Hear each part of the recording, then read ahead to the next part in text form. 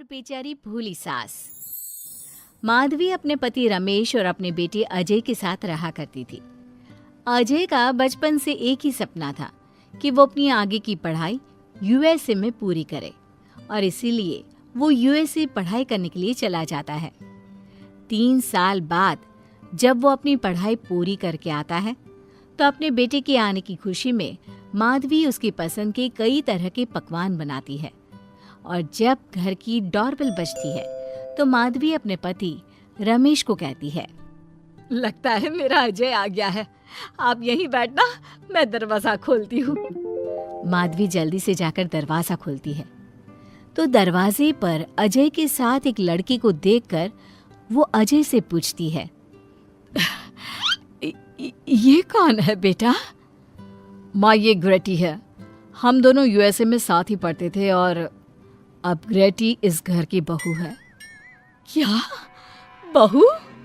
अरे बेटा, तूने शादी कर ली और बताया भी नहीं। कम से कम अपनी माँ को बता तो देता कि तू अपने साथ इस घर की बहू लेकर आ रहा है। मैं बहू के आने की कुछ तैयारी तो कर लेती।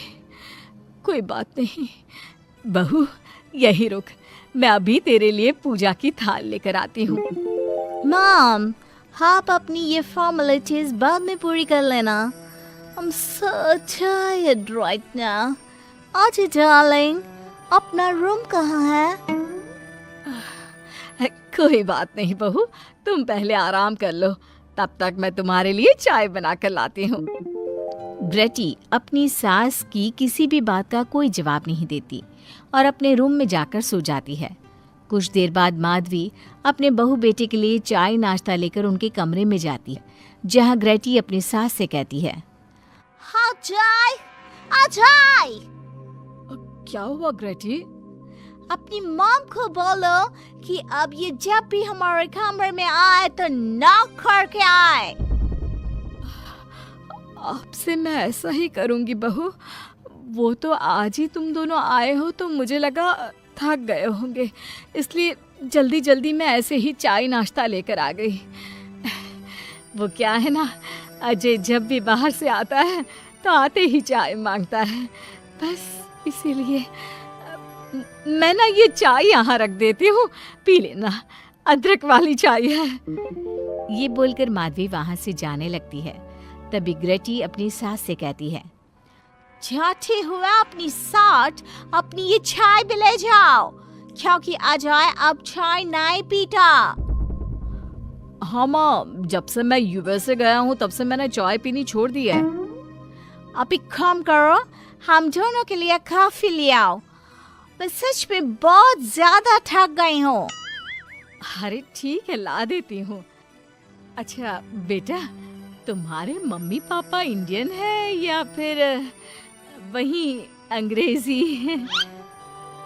मेरे मम्मी पापा इंडियन हैं, पर मैं शुरू से यूएसए में रही हूँ, इसलिए मैं खुद को अंग्रेज़ी मानती हूँ।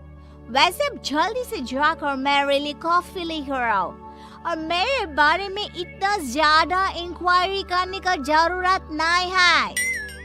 अरे हाँ हाँ, अभी लाती हूँ। वैसे बहू, मैं तुम्हें ना इंडिया के सारे तौर तरीके सिखा दूंगी। अरे क्या हुआ, तुम्हारी परवरिश अगर यूएसए में हुई है, हाँ तो इंडियन ही ना। आपसे ज्ञान नहीं मांगा है, अब कुछ देर के लिए हम दोनों को अकेला छोड़ दो प्लीज, हाथ छोड़ता है। अपनी बहू की बात सुनकर माधवी वहाँ से चली जाती है। माधवी का उतरा हुआ चेहरा देखकर रमेश माधवी से कहता है, हमने इस नालायक को बाहर पढ़ने के लिए भेजा था और इसने क्या किया, बाहर से अंग्रेजन बहू उठाकर ले आया। माधवी, तुम बहुत भोली हो, पर मैं नहीं, ये लड़की हमारा घर तोड़ देगी, हमसे हमारे अजय को दूर कर देगी। देखा, आते ही कैसे रोब झाड़ रही है, जैसे तुम इस घर की नौकरानी हो। तुम उसको बोलो कि तुम इस घर की मालकिन हो और उसकी सास हो, वो वही करे जो तुम कहोगी। अरे आप बेकार में ही गुस्सा हो रहे हैं। बहू यूएसए की है, यहाँ नई नई आई है, उसको यहाँ के तौर तरीके नहीं पता और वो मुझे अपनी माँ मानती है, तभी तो अपने नखरे दिखा रही है। वैसे भी ना बहू बेटी दोनों बराबर ही होती है। माधवी, कौन सी बेटी अपनी माँ से ऐसे बात करती है जैसे तुम्हारी बहू कर रही है? मैं बस तुम्हारे कहने पर चुप हूँ, वरना मैं अपने बहू बेटों को आज ही घर से निकाल देता। ये कहकर रमेश वहां से चला जाता है। ऐसे ही कुछ दिन बीत जाते हैं और ग्रेटी अपनी बेचारी भोली भाली सास पर अत्याचार करती रहती है। ग्रेटी अपना सारा काम अपनी सास से करवाती और उसी को भला बुरा सुनाती।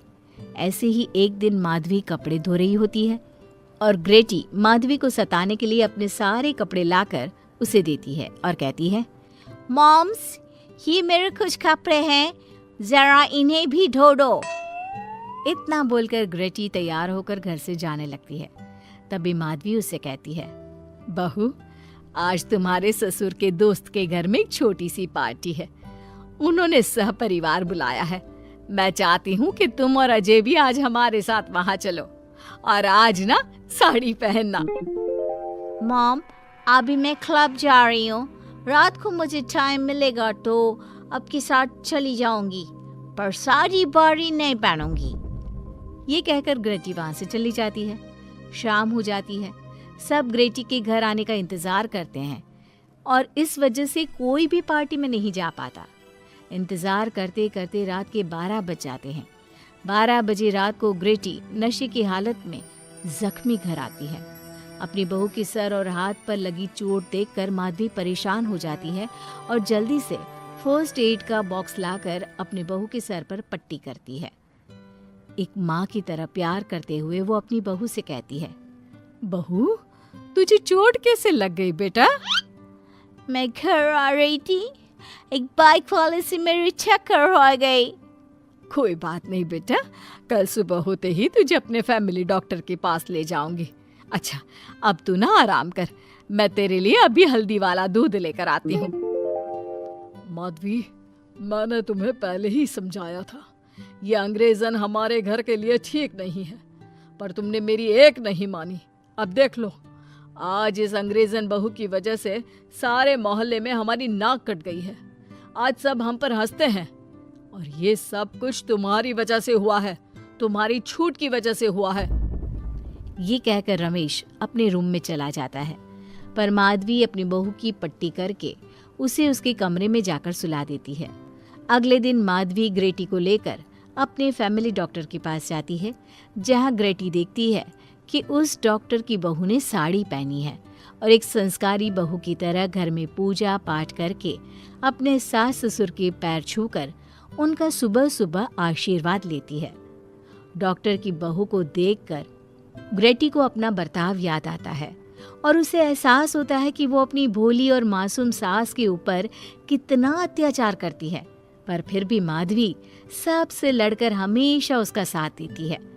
ये सब देखकर ग्रेटी को पश्चाताप होता है और कुछ देर बाद वो दोनों दवाई लेकर घर आती है।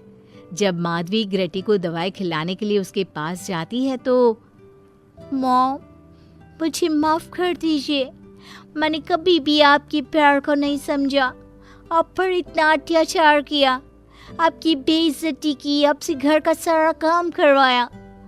आपने मुझे कितनी छूट दी, पर फिर भी मैं आपके साथ इतना बुरा करती थी। और आज जब मैं नशे की हालत में चोट खाकर घर आई तो भी आपने मुझसे कोई सवाल नहीं किया, उल्टा आपने मेरा साथ दिया, मेरी सेवा की। और जब मैंने डॉक्टर की बहू को देखा घर का काम करते हुए, अपने सास ससुर की सेवा करते हुए, तब जाकर मुझे एहसास हुआ कि मैं कितनी रॉन्ग थी। एक इंडियन होकर भी एक बहू के कर्तव्य से दूर रही और आपके ऊपर अपनी अंग्रेजी का रौब झाड़ती रही। मुझे माफ कर दीजिए सासू माँ। बेटा, अक्सर बच्चों से गलतियां हो जाती है। ऐसे भी सुबह का भूला अगर शाम को घर आ जाए तो उसे भूला नहीं कहते बहू। और मुझे बहुत अच्छा लग रहा है ये देखकर कि मेरी अंग्रेजन बहू कितनी समझदार हो गई है। जिसके बाद माधवी और ग्रेटी एक दूसरे को गले लगा लेती है और उसके बाद से ग्रेटी एक संस्कारी बहू की तरह रहती है और अपनी सास को किसी भी शिकायत का मौका नहीं देती। अपने सास ससुर की बहुत अच्छे से दिल से सेवा करती है।